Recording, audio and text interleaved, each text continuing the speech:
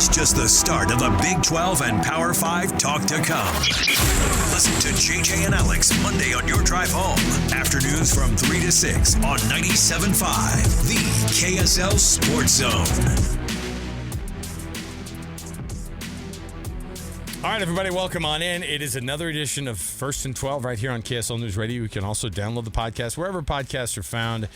Take a listen because Mitch, Harper, and myself dive in every week to the Big 12, and we jump into all things to get you kind of up to date of what's going on in a conference that needs to take a couple of leaps forward here, I think, this year. And if you are a person who watches the polls as closely as we do, Mitch, we know that this conference has some work to do. We wondered if whether or not, you know, the AP polls and the coaches polls right now this time of year are interesting because they're in that moment where you're in week 6, we're into week 7 now of college football. So you feel like you have a little bit of an idea, at least certainly a better idea than we did in week 1 and 2 when we were making bad guesses on the top 25. What a joke it was to think about Clemson being a number 1 or number 2 team, which is where I think 31 of the AP voters had them at least in the top 3, Clemson, okay, going into the season. And many of those had them at the number 1 spot because they still believed in Dabo Swinney. But how times changed. The rankings are so interesting because you have Texas Tech, who moved up into the top 10 finally. We felt like that was deserved. Cincinnati not being in the top 25 feels like a slight. But more importantly, I think it's the teams. You shouldn't be insulted by the teams in the Big 12 who aren't in the Big 12 or in the rankings or are high enough in the rankings, because I think BYU going up in 5 spots up to 18 this week, huge, was probably a correction from weeks prior to, right? Like that's what we're looking at this point. They're probably where they should be because that's where they should have been. They should have probably been 20 the week before, not 23. You see what I'm saying? But what happened? You had AP voters who go, I'll watch on a Friday. And what did they see, Mitch? They watched 2 quarters. You know what I mean? And BYU was up pretty big before that happened. Then they go, seen enough.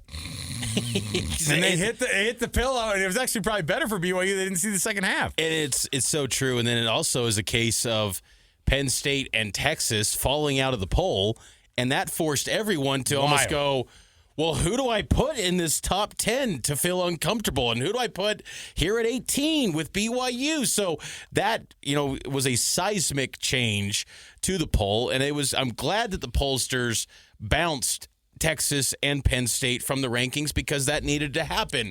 But I think that, the Big 12 still gets slept on a bit because Texas Tech, they deserve to be in the top 5. And I think, BYU, I'm fine with 18. I think you're right on that. But I think Arizona State, there's an argument for them to be, 15 range because their one loss is to a pretty solid Mississippi State team. And we've talked about Cincinnati. I think even Utah deserves to be ranked as well, along with Iowa State.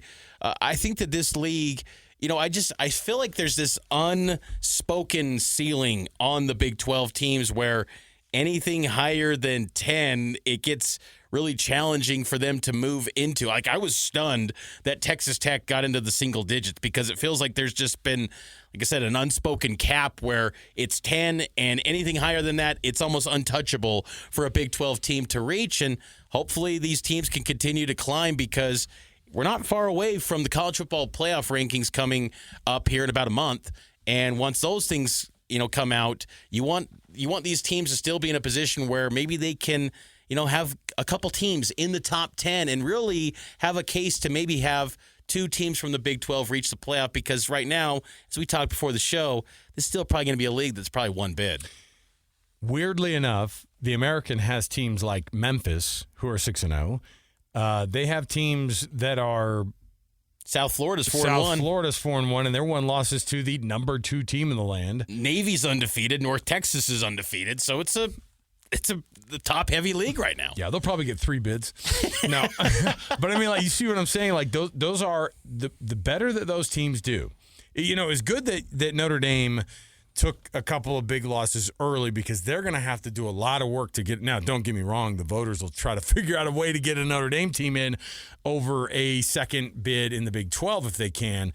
But when you have teams that are doing well across other places, and by the way, group of 5 teams, ask yourself why group of 5 teams are doing better, Mitch. I don't know exactly, but it has to be that the transfer portal working the other direction helps teams like Memphis out, helps teams like North Texas out, helps teams. You can absolutely underestimate a team like that because you didn't think to yourself, oh, the talent that got cut or walked away from some of these big programs are now playing at these smaller schools with giant chips on their shoulder going throughout the rest of this thing.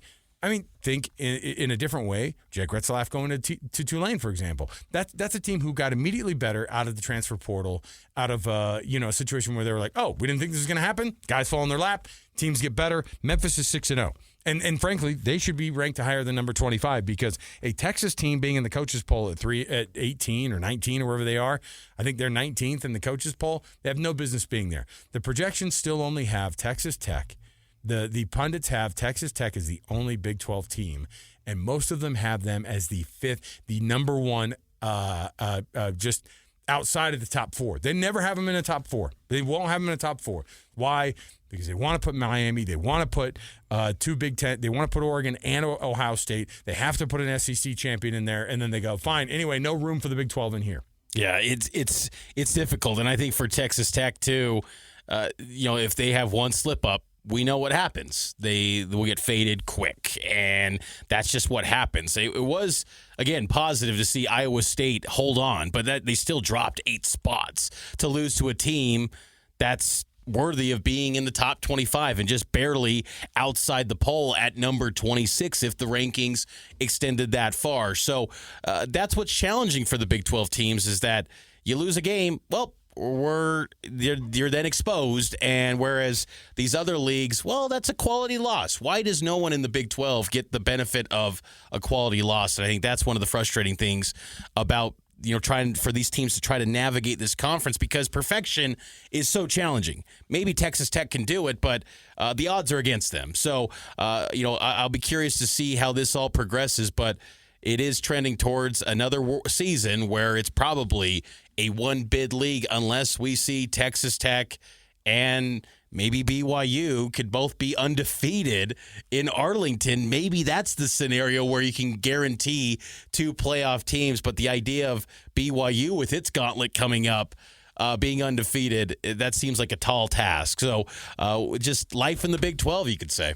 Let's take another break. Our first hour's in the books. We've got a second one right around the corner. We've got tons to talk about. We have the games that are on the slate for this week in the Big 12, the ones that are going to be, and I know we're probably going to guess all of them right. All the ones just like the Cincinnati-Iowa State games from last week. And we've got our predictions. We've got the slate of games. We've also got our power poll that we're going to probably fight over. So stay right here with us. It's First and 12 right here on KSL News Radio.